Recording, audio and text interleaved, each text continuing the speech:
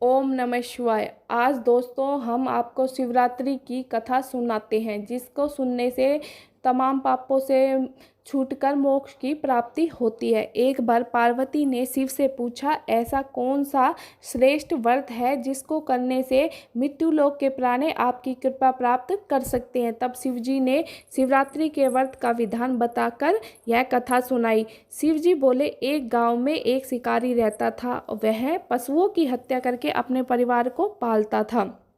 वह साहूकार का ऋणी था। उसने साहूकार से कर्जा ले रखा था और उसका कर्जा न चुकाने के कारण साहूकार ने उसे शिव मठ में बंदी बना लिया। संयोग से उस दिन शिवरात्रि थी और शिकारी ध्यान मग्न होकर शिव संबंधी धार्मिक बातें सुन रहा था। संध्या होते ही साहूकार ने उसे अपने पास बुलाया और ऋण चुकाने की बात की।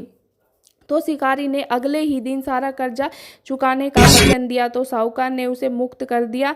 फिर वह वहां से जाकर रोज की तरह जंगल में गया और शिकार करने की तैयारी करने लगा। लेकिन दिन भर बंदी घर में रहने के कारण भूख प्यास से व्याकुल था। शिकारी पानी लेकर एक पेड़ पर चढ़ गया। संयोगवश वह पेड़ बेलपत्र का था। बेल के पेड़ के नीचे शिवलिंग था और वह सूखे पत्तों से ढका हुआ था। शिकारी को इस बात का पता नहीं था और पड़ाव बनाते बनाते टहनियाँ टूटी और संयोग से शिवलिंग पर चढ़ गई और पानी की कुछ बूंदें गिरी और शिवलिंग पर चढ़ गई। वह भूखा प्यासा था तो व्रत भी हो गया।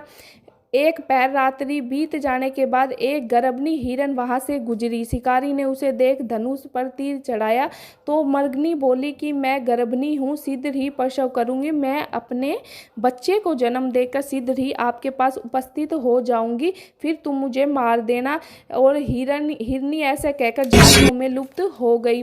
शिकारी कुछ देर बाद शिकारी इंतजार करता रहा, लेकिन कोई नहीं आया। कुछ देर बाद एक और हिरण वहां से गुजरा तो शिकारी बहुत प्रसन्न हुआ, तो उसने उसे धनुष बाण चढ़ाया। उसे देख मर्गनी बोली कि हे प्राणी, मैं थोड़ी देर पहले ही ऋतु से निर्वित हुई हूँ और मैं अपने पति से मिलकर शीघ्र ही आपके पास आ जाऊंगी, फिर आप मुझे जान से मार देना। तो शिकारी को उस पर दया आ गई और उसे जाने दिया। रात्रि का आखिरी पहर बीत रहा था, तभी एक और हिरण वहां से गुजरा बच्चों के साथ। तब शिकारी तीर छोड़ने लगा। मर्गनी बोली, हे प्राणी, मैं इन बच्चों को इनके पिता के हवाले करके लौट आऊंगी। इस समय मुझे मत मारो, मैं थोड़ी देर के लिए जीवन दान मांग रही हूँ। आपके भी बच्चे, जैसे आपको उनकी चिंता हो रही है वैसे ही मुझे अपने बच्चों की चिंता हो रही है।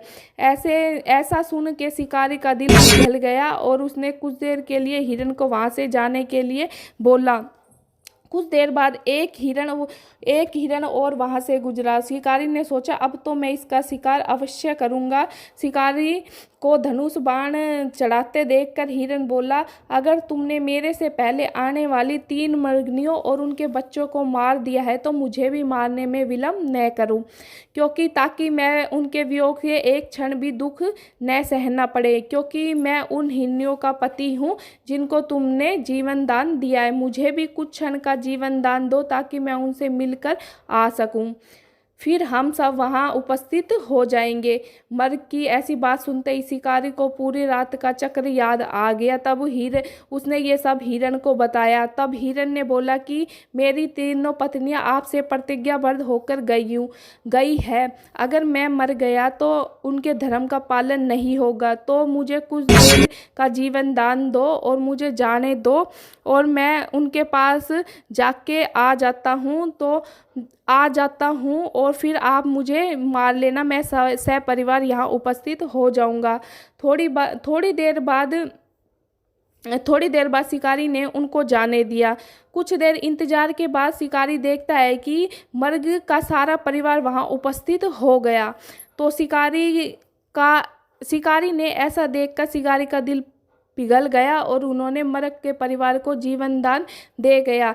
ये सब शिव जी देख रहे थे और शिवलिंग पर जल चढ़ने और बेलपत्र चढ़ने से शिव बहुत पसंद हुआ और उसको दर्शन दिए शिकारी को और उसको मोक्ष की प्राप्ति का वरदान दिया।